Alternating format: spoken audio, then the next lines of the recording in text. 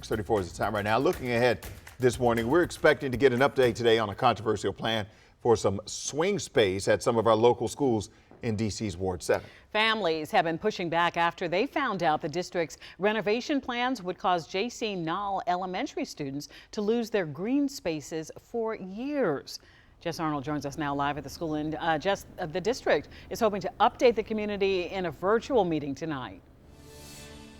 That's correct. Starting at 5 p.m. We have that available for you, that link on WUSA9.com. But just a couple of weeks ago, we did get confirmation that the district has found a new swing space for Ann Beers. That was one of 3 schools that was slated to use the trailers here on the field of Nalle Elementary School behind me, which is why it was going to add up to so much time, because it was Ann Beers, Drew, and then Nalle that were slated to be in those trailers while they were undergoing these modernization efforts. So we know that Ann Beers has been moved, but we're still waiting to hear about any alternatives for Drew and Nalle students, and that is one of the updates that parents are hoping to hear about tonight. Now, last month, the chancellor did commit to exploring every option possible, he said, and welcoming the community's feedback.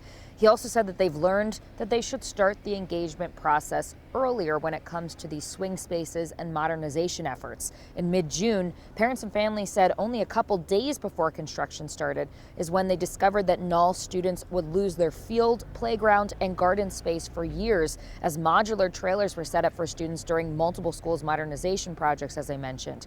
Parents called it disrespectful, saying that DCPS did not engage the community at all in these conversations. After our team's report back then, Council Chair Phil Mendelson got involved, and DCPS also admitted that they should have started talking to families earlier.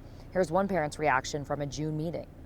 So this is why we're protesting, because Black people, poor people, underserved communities like Marshall Heights always get infantilized. We don't get asked for opinion. We're just told things are going to happen. Parents would have been engaged months ago. But, Mayor Bowser will cater to whoever donates. She can take this community's votes for granted, but white folks, she can't. So I'm sure if it were Lafayette, she would have engaged the community earlier. Now, at last check, construction is still slated to move forward on schedule, but again, we're hoping for an update tonight on those swing spaces, specifically for Nalle Elementary students as well as Drew Elementary School students, and that virtual meeting starts at 5 p.m. Guys? Kids need a place to run around. Jess, thank you so much.